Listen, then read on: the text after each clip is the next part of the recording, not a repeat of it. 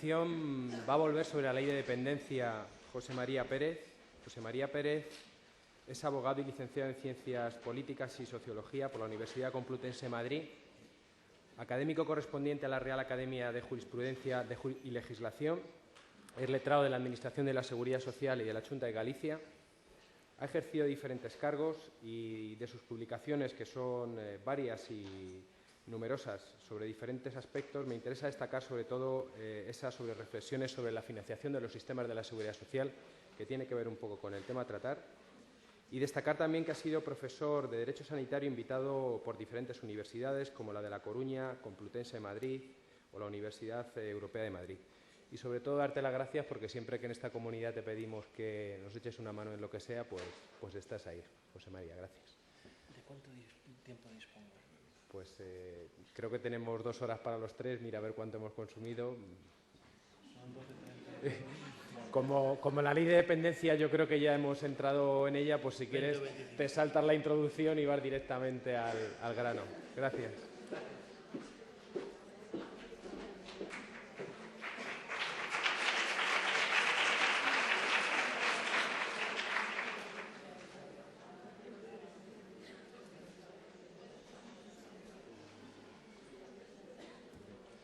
Bueno, ante todo, muchísimas gracias a vosotros, a la organización.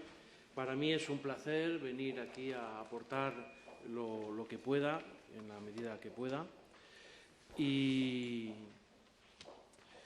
gracias también, Antonio, por haberme dejado algo de hueco para poder explicar algo, ¿no? La ley de dependencia, que yo creo que realmente es un hito, desde mi punto de vista, quizás se le puede comparar como punto de partida con la Ley General de Sanidad de 14 de abril del 86 y desde luego es una ley que a primera vista enamora, ¿no? Con lo que en principio la valoración que merece es positiva y el estudio de la misma, pues para un profesional de la seguridad social,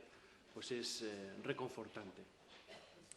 Yo traía una presentación que, como consecuencia un poco también de la duplicidad de ponencias sobre la misma materia y también en razón con el tiempo, pues la voy a alterar un poquito. Entonces, voy a ir directamente a un planteamiento distinto de la ponencia. Inicialmente iba a hacer una descripción de la misma, pero gran parte de los elementos de mi ponencia han sido ya aportados además con muchísimo más conocimiento, porque Antonio es uno de los promotores y de los que han gestado la norma desde dentro y mi aportación, en el caso de que pueda aportar algo, es fundamentalmente una reflexión a través del seguimiento de las últimas fases de la tramitación y a través de la lectura del texto definitivo de la norma. En principio, yo insistiría en que se trata de un punto de partida, de un hito relevante cuya auténtica importancia tendremos que ir viéndola a medida de que se vaya produciendo el desarrollo, en principio reglamentario, por parte de la Administración General del Estado, pero también el desarrollo que en el ámbito de cada una de las comunidades autónomas se pueda llevar a cabo e incluso en aquello en la que las entidades locales puedan participar, también será importante qué es lo que se haga en cada una de ellas. Debemos de considerar, por otra parte, también, ahondando un poco en lo que comentó Antonio, que no debemos de considerar esta ley de manera aislada al conjunto normativo en el que se debe de integrar. Nos encontramos con que desde 1900 que se comenzó a instaurar un sistema de previsión social en España de manera lenta, quizá en los últimos años de manera más rápida, pero lo cierto es que de manera también imparable se ha ido consolidando un auténtico estado de bienestar en nuestro país que es realmente o debería de ser la envidia de gran parte del mundo. Precisamente el libro al que hacía referencia Luis, de reflexiones sobre la financiación de los sistemas de seguridad social, es una obra colectiva, yo solamente soy uno de los autores, que surgió como consecuencia de un congreso internacional que se celebró en el estado de Morelos, en México, en la Universidad de Cuernavaca, y ahí surgió o se puso de manifiesto la enorme diferencia, el tremendo salto que hay entre la inmensa mayoría de los estados del mundo y unos pocos estados elegidos que hemos conseguido, yo creo que en gran parte gracias a nuestro esfuerzo y a nuestra capacidad de autoorganizarnos de una manera eficiente, en un estadio de protección social realmente envidiable. Así pues, esta previsión social o esta protección social se enmarca en 4 órdenes en la actualidad. En primer lugar, con un sistema de seguridad social basado fundamentalmente en un principio de cotización, sin perjuicio de que también se haya universalizado, un sistema nacional de la salud que también se ha conseguido prácticamente universalizar para la totalidad de los ciudadanos, con un título también, con un amparo constitucional autónomo en el artículo 43 de la Constitución, un sistema asistencial que venía operando hasta ahora, como ya lo ha explicado Antonio, para unas capas de la población limitadas, y ahora nos encontramos con este sistema de protección de la autonomía y de la dependencia, que realmente, digamos que es la joya o la guinda que corona este pastel. La situación hasta ahora planteaba, no solamente como consecuencia de los cambios demográficos y de los cambios estructurales, sino incluso en términos estrictamente jurídicos, nos encontrábamos con un vacío legal que determinaba que determinadas circunstancias que generaban situaciones de necesidad merecedoras de protección jurídica o de protección social no se encontraban realmente cubiertas. Preparando esta ponencia encontré una sentencia precisamente de aquí, de Castilla-La Mancha, la sentencia del Tribunal Superior de Justicia de 29 de junio del 2006, que establecía precisamente o plasmaba o dejaba en evidencia cómo nuestro sistema de protección, el sistema de seguridad social y el sistema de servicios sociales no cubría determinados supuestos. Nos encontrábamos con un caso de una persona, no se trataba de una discapacidad mental, de una persona que tenía reconocida por el sistema público de pensiones una incapacidad permanente total debido a sus limitaciones funcionales. Como consecuencia de la edad, estas limitaciones se habían incrementado y solicitaba que se le reconociera un grado de gran invalidez. La Sala dice textualmente, y leo porque creo que el argumento es importante para reflejar la necesidad en términos ya jurídicos, no solamente sociales, de que esta ley surgiera, decía: atendiendo a tales exigencias y aplicada la regulación actualmente existente a las circunstancias del caso, y entre comillas, pues en trámite la llamada de ley de dependencia, aún la misma no ha cursado su trámite parlamentario ni se puede saber cuál será finalmente su contenido, nos encontramos ante un supuesto en el que el afectado, si bien tiene sin duda diversas deficiencias físicas, puede desplazarse por sí mismo, alimentarse, vestirse o realizar su higiene personal y no tiene necesidad ineludible de otra persona para su desenvolvimiento personal, más allá a lo sumo de cierta mera dificultad que no imposibilidad, en el momento de bajarse el pantalón conforme razona la juzgadora de instancia. Circunstancia de cuya dificultad esta que no amerita por sí sola la necesaria aportación de la ayuda de una tercera persona. Es decir, nos encontramos con que, con independencia de que a lo mejor en el momento de prueba esta limitación, si le impide realizar esta actividad, también le impida realizar otras muchas, puede llevarnos a la conclusión de encontrarnos con un grado de dependencia menor de los que se irán con el tiempo llegando a graduar, pero en modo alguno justificaba que se pudiera establecer los recargos o las bonificaciones respecto de la base reguladora que finalmente se aportan en los supuestos de gran invalidez, ¿no? Es decir, nos encontrábamos o nos encontramos todavía en un sistema que prevé un sistema de protección social, que establece una serie de prestaciones con vocación de universalidad, que prevé además una asistencia sanitaria completa y absoluta y de gran calidad en términos generales para la inmensa mayoría o prácticamente la totalidad de la ciudadanía, pero nos encontrábamos con determinados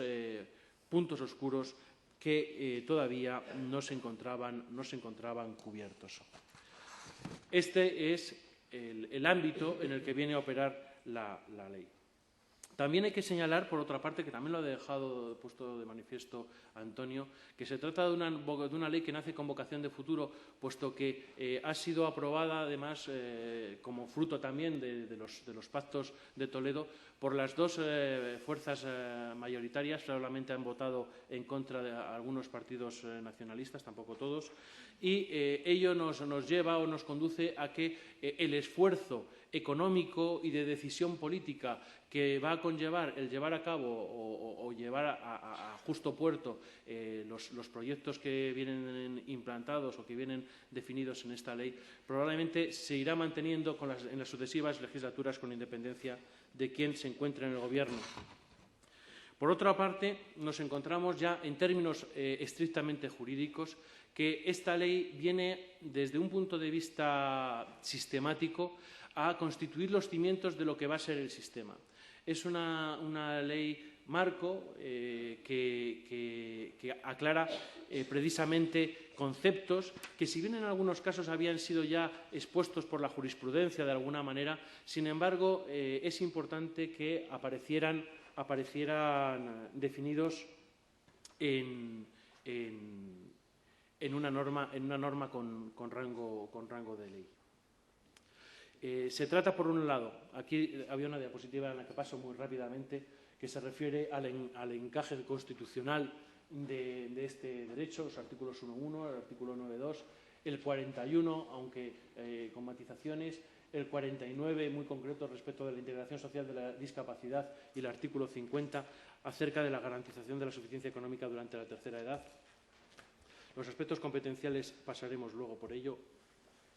Y nos encontramos con que, por una parte, la ley establece la finalidad concreta, el objetivo general, a partir del cual o respecto del cual hay que organizar los esfuerzos. Regular las condiciones básicas que garanticen la igualdad en el ejercicio del derecho subjetivo de ciudadanía, a la promoción de la autonomía personal y atención a las personas en situación de dependencia.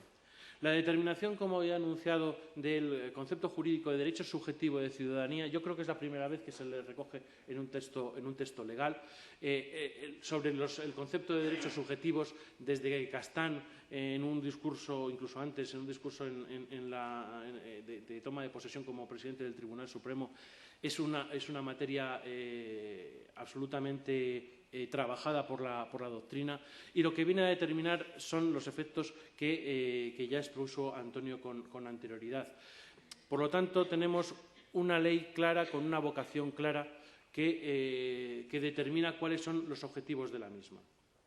Y el segundo objetivo, consecuente con el anterior, es la creación de un sistema para la autonomía y atención de la dependencia, si bien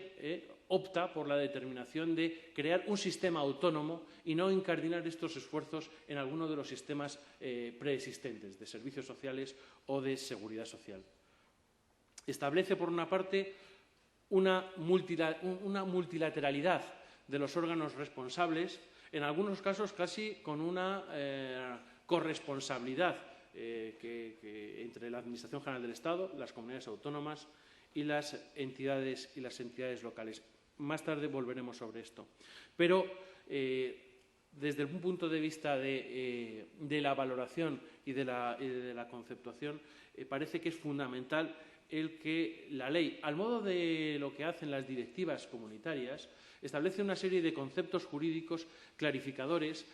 a los efectos de evitar que pudiéramos encontrarnos con expresiones que pudieran ser conceptos jurídicos indeterminados. Aquí, a través de estas definiciones legales, nos encontramos con esta concreción. Así, al hablar de la autonomía, concretamente la ley establece que debe de entenderse por tal la capacidad de controlar, afrontar y tomar por propia iniciativa decisiones personales acerca de cómo vivir, de acuerdo con las normas y preferencias propias, así como desarrollar las actividades básicas de la vida diaria. Es decir, da una doble vertiente de la autonomía. Por una parte, una autonomía, digamos, física, en cuanto a la facultad de desarrollar las tareas diarias, y, por otro lado, también una autonomía, en cierto modo, mental, acerca de poder adoptar decisiones respecto de estas actividades. Establece también un concepto jurídico de dependencia como el estado de carácter permanente en que se encuentran las personas que, por razones derivadas de la edad, la enfermedad o la discapacidad, y ligadas a la falta o a la pérdida de autonomía física, mental, intelectual o sensorial, precisan de la atención de otra u otras personas o ayudas importantes para realizar actividades básicas de la vida diaria o, en el caso de las personas con discapacidad intelectual o enfermedad mental, de otros apoyos para su autonomía personal. Es muy importante aquí que se haya incluido finalmente, sobre todo desde el punto de vista de los enfermos de Alzheimer, la referencia a la pérdida de la autonomía mental, intelectual o sensorial. Por otra parte, también nos encontramos con el concepto de lo que deben de entenderse actividades básicas de la vida diaria y que va a ser luego también muy importante, imagino, a la hora de determinar y concretar los baremos y los distintos grados en que se debe de dividir la dependencia o clasificar la dependencia, que son como aquellas tareas más elementales de la persona que le permiten desenvolverse con un mínimo de autonomía e independencia,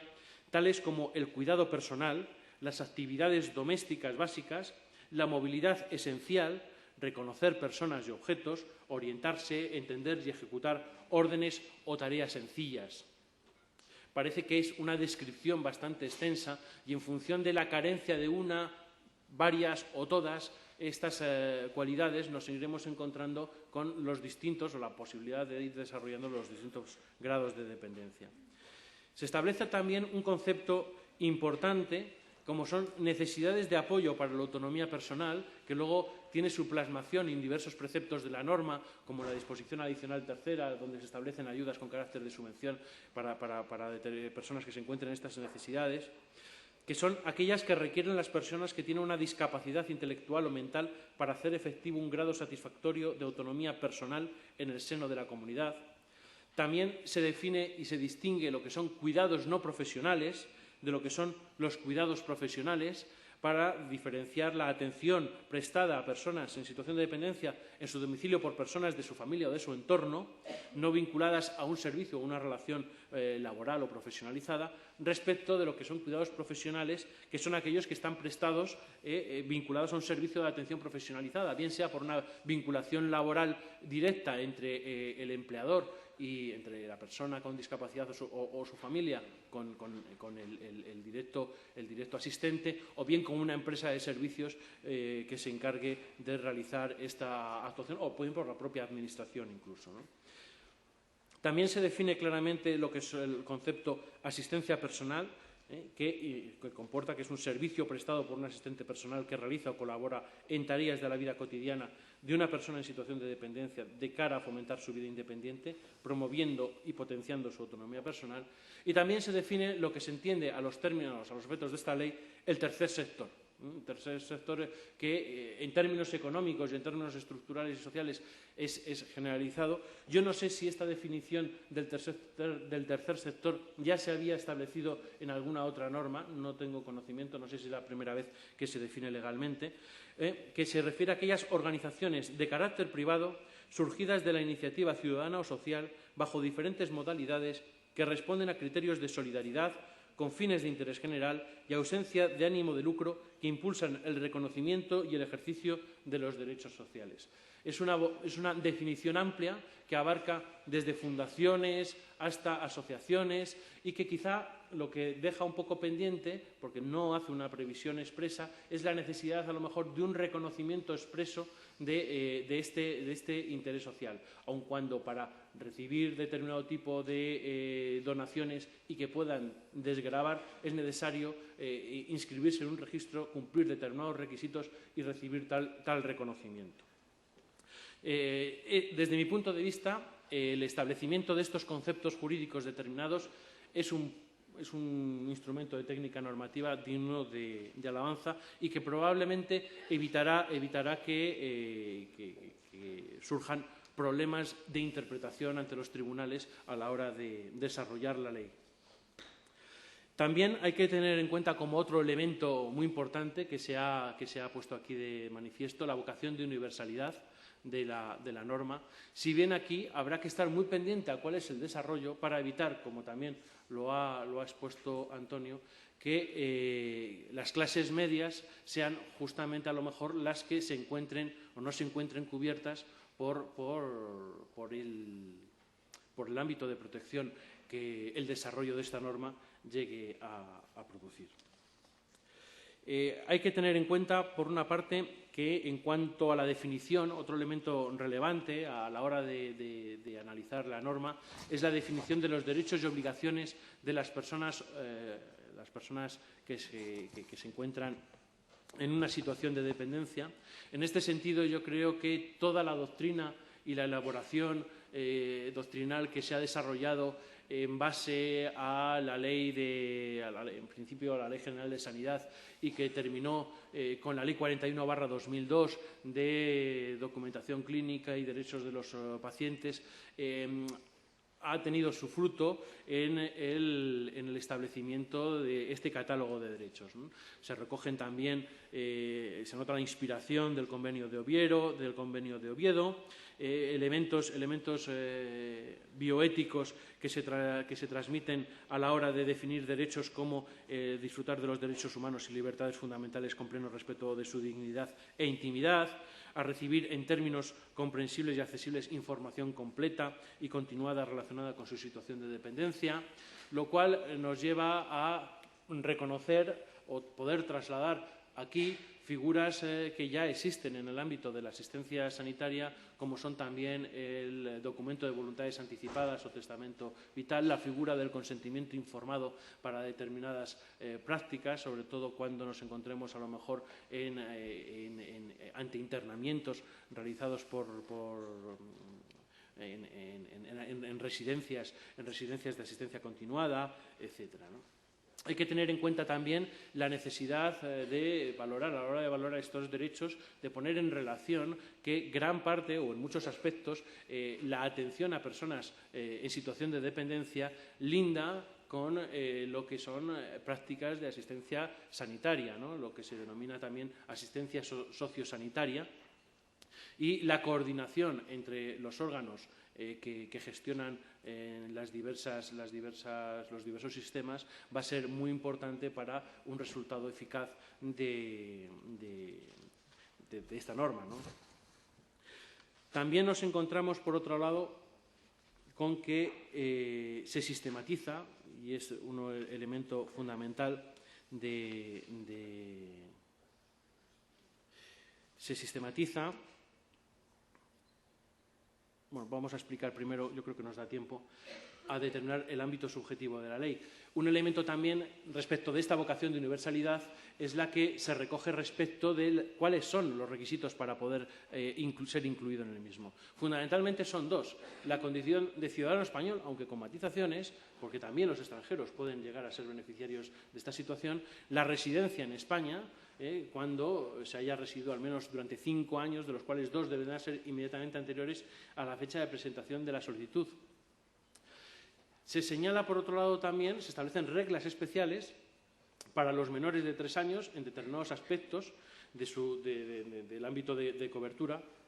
Y luego se establecen una serie de reglas especiales, por una parte, para los españoles en el extranjero, una ley que fue aprobada el mismo día, es la Ley del Estatuto de la Ciudadanía Española en el Exterior, prevé en su artículo 23.3 la posibilidad de que reglamentariamente, que me imagino que así se preverá, los españoles en el extranjero disfrutarán también o podrán ser beneficiarios de estas medidas de dependencia. Si bien aquí nos encontramos también con la dificultad de poder encontrar o desarrollar una estructura de asistencia semejante en países a lo mejor en donde por el entorno en el que se mueven sea más complejo aplicar o desarrollar esta infraestructura de apoyo, ¿no? Y respecto a los extranjeros, se establece una remisión a las normas de extranjería siempre y cuando cumplan determinados requisitos. En este sentido, los artículos 12 a 14 de la Ley 4/2000 de 11 de enero establece, en concreto respecto de los derechos, respecto de los servicios sociales, que los extranjeros residentes tendrán derecho a los servicios y a las prestaciones sociales, tanto a los generales y básicos como a los específicos, en las mismas condiciones que los españoles.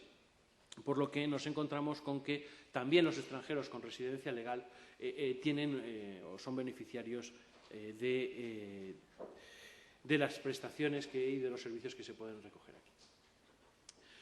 Respecto del ámbito material, es otro de los elementos importantes, puesto que establece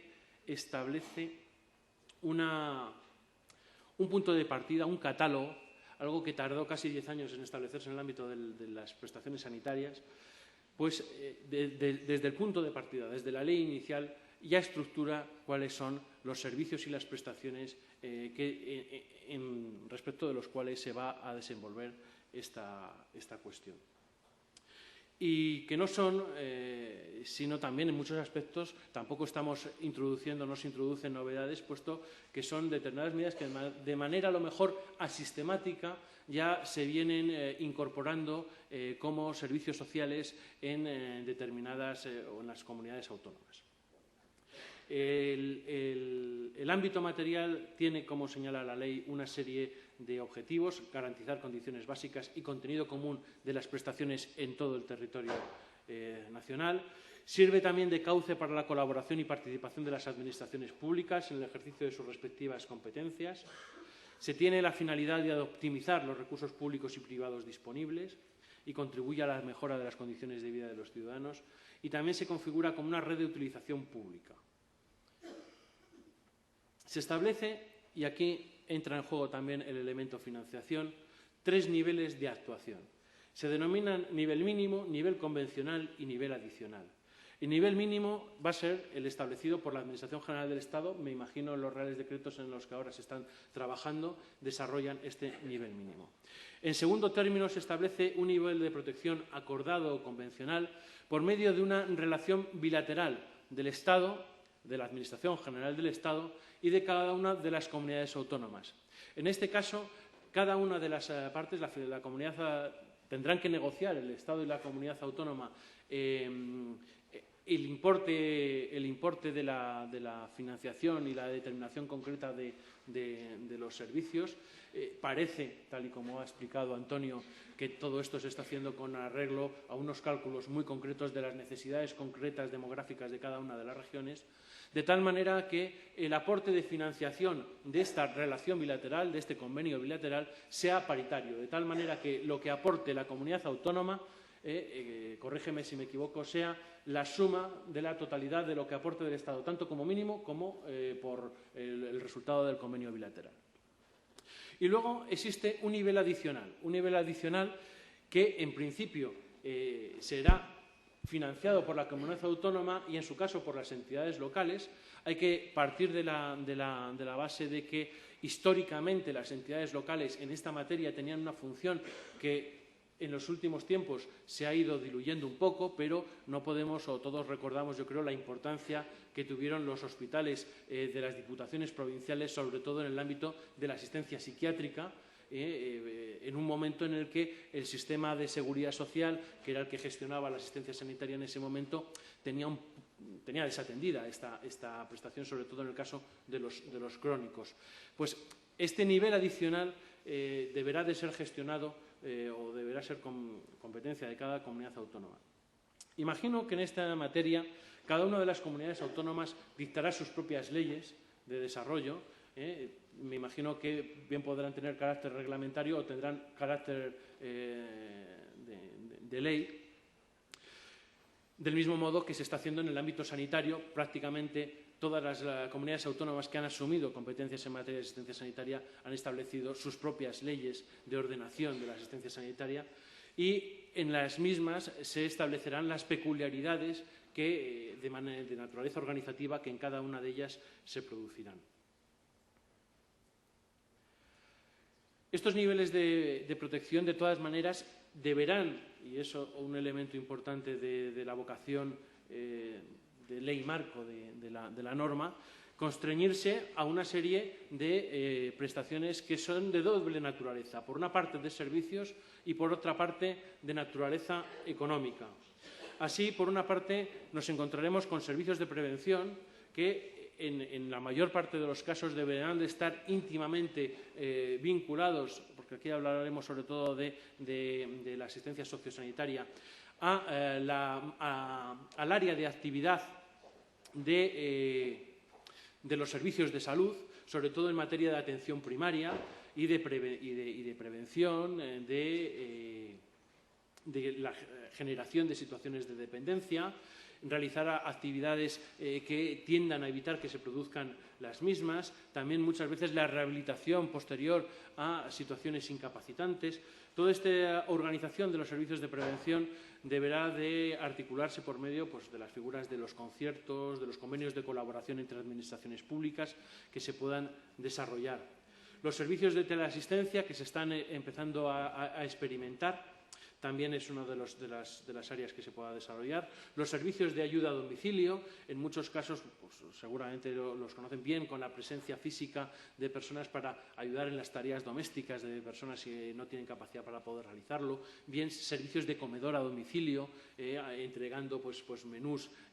varios menús al día a personas que no se encuentran en condiciones, que viven solas por edad y tal, y no se encuentran en condiciones de poder realizar esta actividad, la creación de centros de día y de centros de noche para la asistencia de estas personas y los servicios de atención residencial. Lógicamente, la estructura tal y como está configurado el modelo y sin perjuicio de que pueda existir una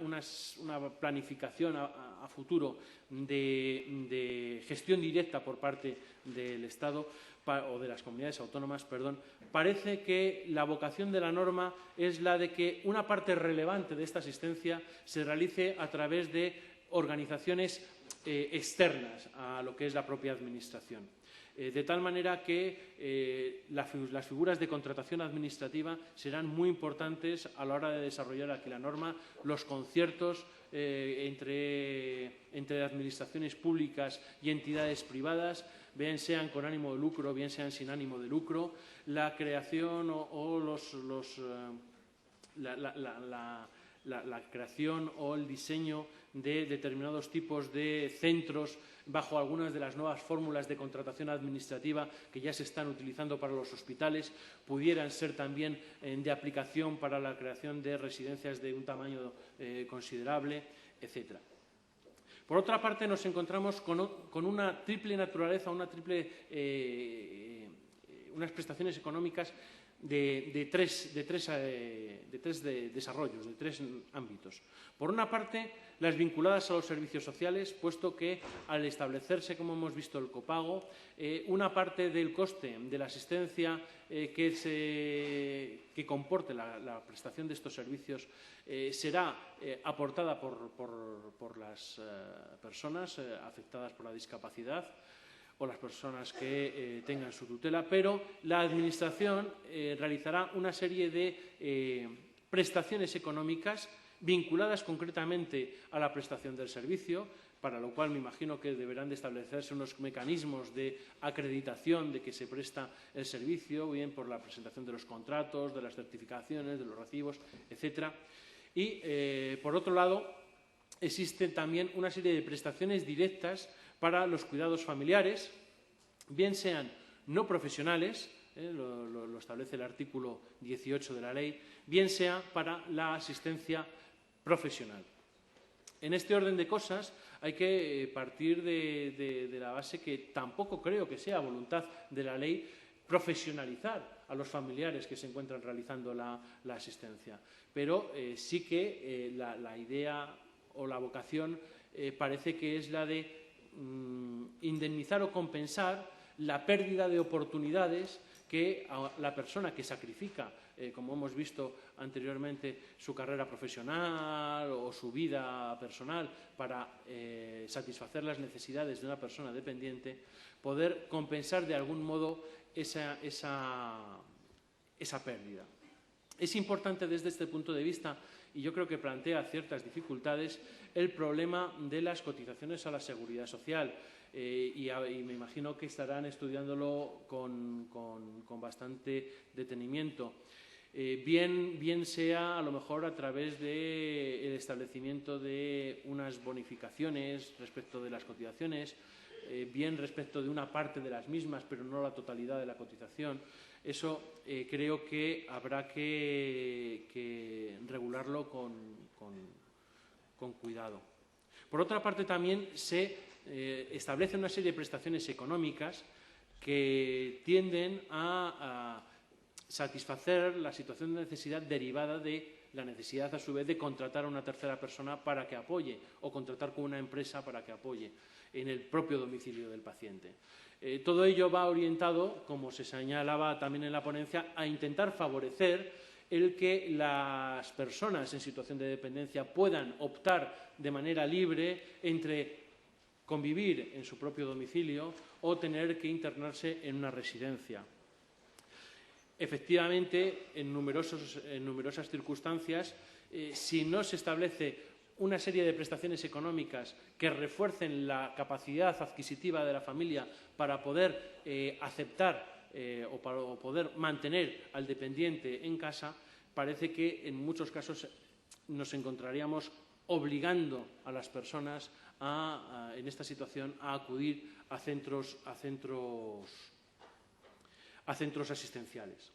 Y finalmente, en la disposición adicional tercera se prevén expresamente con carácter de subvención una serie de ayudas económicas que me imagino que en este caso ya no son periódicas, sino serán singulares, para facilitar la autonomía personal, para realizar determinadas obras de infraestructura en la casa o las que en cada momento se puedan llegar a desarrollar. A la hora de determinar la intensidad con la que estas prestaciones se puedan desarrollar, me imagino que bien determinando el alcance de la cuantía o bien determinando a qué tipo de prestaciones se puede llegar a acceder, se establece por la ley una clasificación de los grados de la dependencia. En este sentido, yo creo que el paralelismo con las situaciones de incapacidad es evidente, del mismo modo que la incapacidad puede ser parcial, total, absoluta o gran invalidez. Nos encontramos que la situación de dependencia se clasifica en 3 grados: dependencia moderada, dependencia severa y gran dependencia. Y de tal manera, además, que cada uno de estos grados tiene 2 subniveles. Así pues, nos encontramos con 6 escalones de situación de dependencia y estos 6 escalones, con arreglo al desarrollo reglamentario que se establezca, darán un nivel de accesibilidad a diversas prestaciones diverso. Es importante también, desde un punto de vista de objetivación y de mantenimiento de igualdad en todo el territorio, la necesidad establecida en la ley de que se determine un baremo aprobado por el Consejo Interterritorial único para todo el Estado, de tal manera que, con independencia del lugar en el que se encuentre la persona, las circunstancias que puedan dar lugar a una protección social de la dependencia será el mismo. Según estábamos ayer cenando, parece que se han sentado ya las bases, que el Consejo Interterritorial ha dado el visto bueno al baremo que los servicios técnicos del Ministerio habían preparado y que en breve nos encontraremos con una norma de carácter reglamentario que lo apruebe. También nos encontramos, por otra parte, con una serie de prestaciones sociosanitarias que prevé el artículo 14 de la Ley de Cohesión y Calidad del Sistema Nacional de Salud y que estas características necesitan una previa valoración de la persona dependiente. También prevé la posibilidad de la cofinanciación del beneficiario según su capacidad económica y determina también la cuestión del problema o de la cuestión competencial.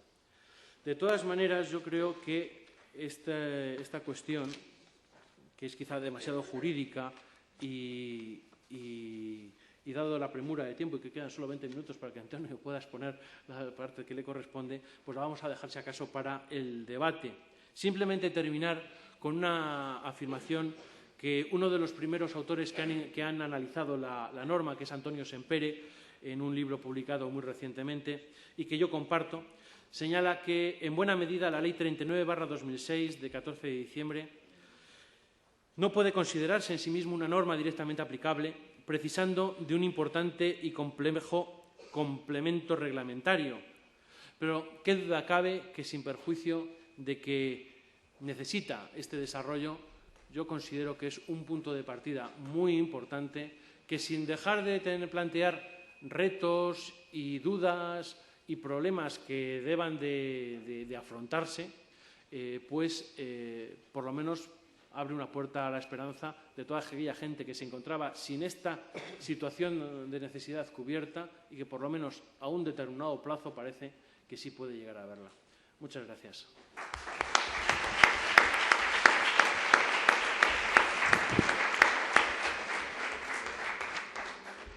Muchas gracias, José María, por este análisis sistemático desde una perspectiva jurídica de la ley de dependencia